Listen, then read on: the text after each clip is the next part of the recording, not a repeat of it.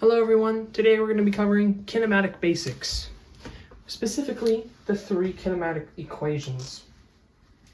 So for the first equation, right, we have our velocity of x is equal to our velocity x initial plus acceleration times time.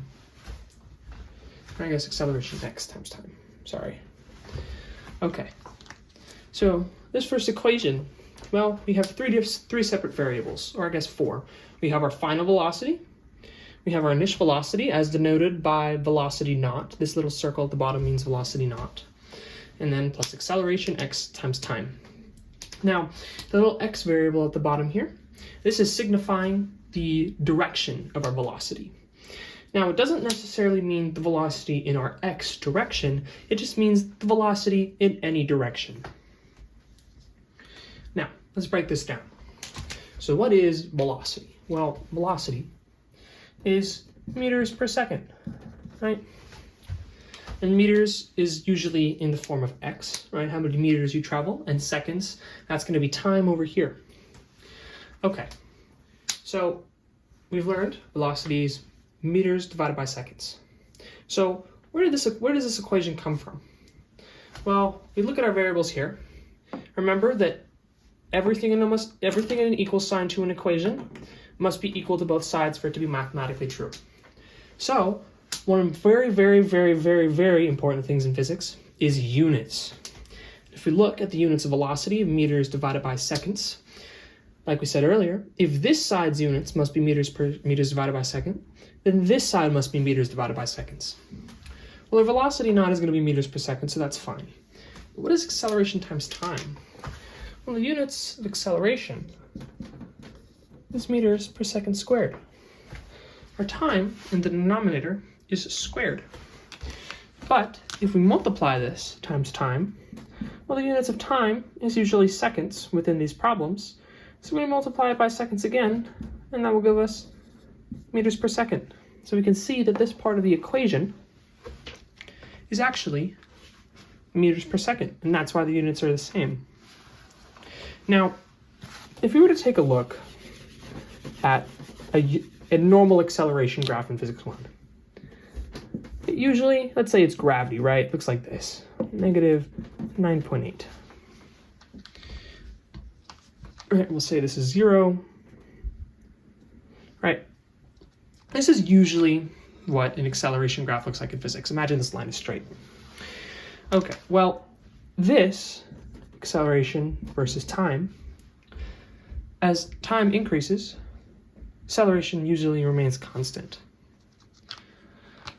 Now, if we were to look at this acceleration value, well, if acceleration is meters per second squared, and we multiplied it by time earlier to get velocity, what we could say is that if we multiply this value by our time value, right, it's a rectangle. So that will give us this area.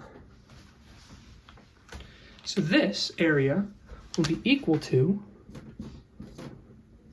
meters per second, which is velocity. Now,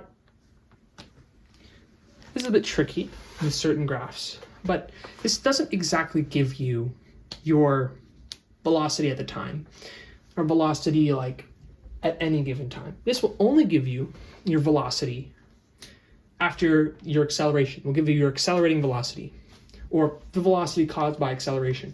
It does not take into account your velocity initial, right? Because if you're moving 5 miles an hour, and you accelerate and you go to 10 miles an hour, well, that equation would give you the area of your acceleration, right? Velocity times time. That shows you an increase of 5 miles per hour. But that means that it's your increase plus your initial. Now, if we go back to the equation, you can see the velocity. See that here.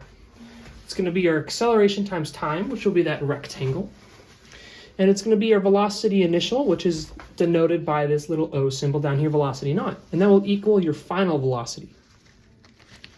Okay, I hope we understood that equation. It can be a bit tricky, but just know that you can always look at the units when trying to figure something out. Now, our second equation is position. So it's going to be position is equal to position naught plus velocity naught time plus 1/2 a time squared. Okay, let's break down this equation. This equation will give you your position final. Right? Remember, the little O symbol is naught, and that just means your initial. So your initial position, your initial velocity. Okay. Now, let's think about this for a sec. What are the units of position? It's just meters. 5 meters up, 11 meters to the side. Right? It's just meters. Okay. And we know the velocity is meters over seconds. Acceleration is meters over seconds squared. That's a bit of a bad square. Okay. Well, if we know that, right, what can we say from this equation? Well, this side has meters as its final units. All right, the left side. And this little x here, that must be your initial position, so that must also equal meters, so far we're good. We have velocity times time. Well, velocity is meters per second, and time is seconds, so we cancel out the seconds, right? Meters per seconds times seconds is just equal to meters. Okay, and now over here we have this weird square. 1/2 acceleration times time squared. Okay, well, let's understand this for a second. We know earlier that our acceleration times time is equal to velocity. Okay, so if we take that out of this equation, we take a times t out, we factor it out. We can get 1/2 times time times a times t. Okay, well then this is velocity, right? This is velocity. Why are we multiplying it by a t? Well, if you multiply it by the t, meters divided by seconds times seconds is meters. So that makes sense. Why is there this 1/2 here? Okay, so this is going to get a bit tricky. But if you look at our graphs,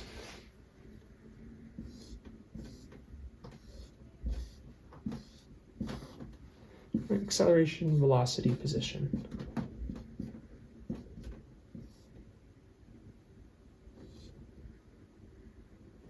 I guess it'd be more like, we're going to say, for this case, our position is going to be positive.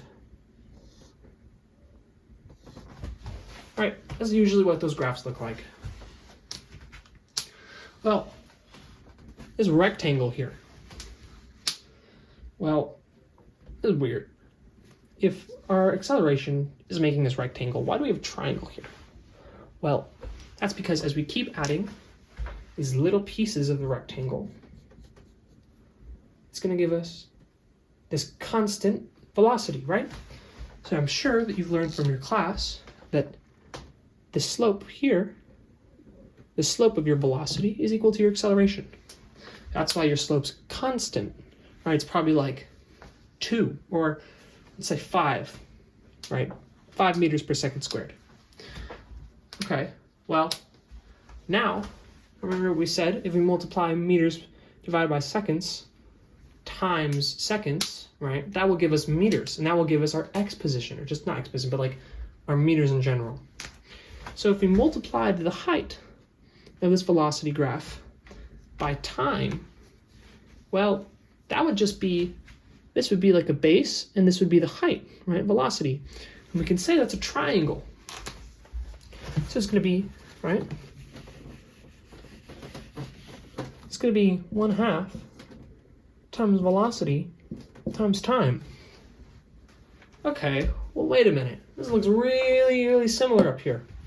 Remember what we said, that acceleration times time is equal to velocity?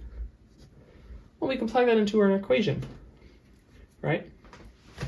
So we can say here that 1/2 a t times t is equal to meters.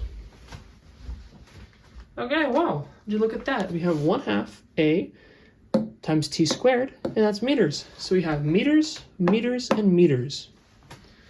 Okay, well, why do we have this? That makes sense, I guess, all meters, but why do we have this x initial position? Remember from before that these equations will only solve for us for the distance that we travel, velocity, from our accelerating force. So we have to add these little initial positions, right? V naught, x naught, to show that instead when we travel 10 meters, it doesn't mean that our position is 10 meters. It means we traveled 10 meters, and our position is those 10 meters traveled plus our initial position. Right? So we have our velocity naught times time. We have our naught. We have our meters equation. Okay? So that is the second equation down. And remember, if you're a little bit confused by any of this, it can get confusing. Physics is one of the hardest classes. Make sure to leave a comment below about what you're confused about. And I'm sure that I will respond to you, and hopefully I can make a video explaining it. Okay, now the final equation is velocity in the x squared is equal to velocity, oops, that's not velocity, velocity in the x naught squared plus 2 times the acceleration of x minus x position naught. Now this equation's derivation, where derivation means how we find the equation, is going to be really difficult. So we're probably going to skip that today, maybe a separate video in the future. Hopefully we'll come back to it. But what we need to know about this equation is we have only 3 variables. Now, for most of our other equations, time was one of our main important variables. But this equation does not have time anywhere. And that is what makes this equation so significant. It allows us to solve for things without time. So, this is your change in position, right? If you have your initial position, you have your accelerating force, you have your initial velocity, and you have your final velocity, then you should be all set. Now, I can't really explain this equation super far into depth just because it will take super long, but that's all you need to know. If you don't have time as a variable, use this equation to help solve for something here. Like if you need your velocity final, or if you need your x position final, right? It will help you solve for that. Thank you for watching, and make sure to like and subscribe. Watch the next videos. Have a wonderful day.